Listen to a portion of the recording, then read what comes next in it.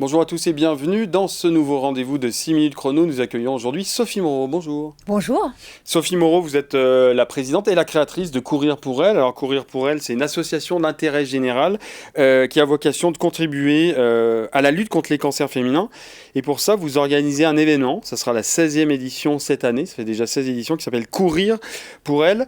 Et cette année, il y a plusieurs nouveautés. Alors déjà, la grosse nouveauté, c'est que ça dure plus un jour, un dimanche, ça dure 3 jours, c'est vendredi 16, samedi 17 et dimanche 18 mai.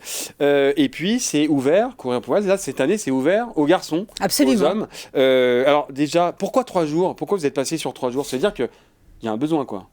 Oui, et puis surtout, on s'est rendu compte l'année dernière qu'il y avait beaucoup d'embouteillages. Et comme nous, on n'aime pas les obstacles, mais on aime les contourner, on aime se réinventer, on a imaginé pour venir sur le au Grand site. Parc, à Miribel. Absolument. D'accord. Il y a même des personnes qui ont fait demi-tour. Donc ça, c'était vraiment dommage. Donc du coup, on a dilué notre vague rose, Ouais. puisqu'on a l'objectif, c'est d'avoir une vague qui grossit chaque année. Mhm. Toujours plus de monde, toujours plus d'engagement pour soutenir. Combien de personnes L'année dernière, c'était 15 000. 15 000 personnes. Donc l'idée, nous, c'est qu'on fasse peut-être 15 000 ou 16 000, mais dans tous les cas, qu'on les répartisse sur 3 jours. Ouais, que ce soit mieux, Et puis la grande nouveauté, c'est que ces 3 jours, ils sont identiques, mais particuliers, avec le vendredi pour les entreprises, en version corporate. Ok. Donc les entreprises pourront venir, et les groupes associatifs. Le samedi, c'est en famille, avec Ouais. le grand-père, le tonton, les Avec des petits petits formats, neveux. 2,5 km, il y a de la marche. C'est tous les jours pareil. Il y a Tous les jours 2,5 km, on appelle ça la boucle du cœur, Ouais. pour que ce soit vraiment inclusif et que tout le monde puisse venir marcher. Les personnes avec à mobilité mobilité réduite, les mamans enceintes, les mamans avec des poussettes, etc., ou les papas. Ouais. Et puis le dimanche, c'est comme avant, puisque cette version, comme autrefois, entre elles, avec un aspect plus pudique, où les femmes qui ont eu une ablation ou qui ont perdu leurs cheveux n'ont pas forcément envie d'avoir les hommes à leur côté. Et c'est vrai qu'il faut le rappeler quand même que chaque année, c'est à peu près 190 000 personnes qui sont touchées par un cancer du sein. 33% des femmes, je regardais ça, 33% des femmes, ça représente 33% pardon, des cancers féminins, et 80% se déclarent après 50 ans. Ça, ce sont quand même des chiffres qui sont quand même conséquents. Ce qu'on peut dire surtout, c'est qu'à la création de Courir pour elle, on n'a pas fait contre le cancer du sein, on l'a fait contre les cancers féminins. Le cancer féminin. Aujourd'hui, alors là je m'adresse aux jeunes, c'est que le cancer du poumon va dépasser le cancer du sein. Et c'est un cancer évitable. Donc en fait, dans nos missions, puisqu'on a 2 missions à Courir pour elle, la première c'est faire de la prévention, Ouais. et la deuxième c'est soutenir les personnes à l'hôpital. Dans la prévention, c'est dire il y a 40% des cancers qui peuvent être évités en bougeant plus, en se nourrissant mieux, en évitant bien sûr le tabac et l'alcool, parce qu'il faut les citer. Ce sont des facteurs de risque très Oui, importants. aggravant, ouais. Voilà. Donc en fait, quand on peut éviter à 40%, ça demande un peu de la réflexion.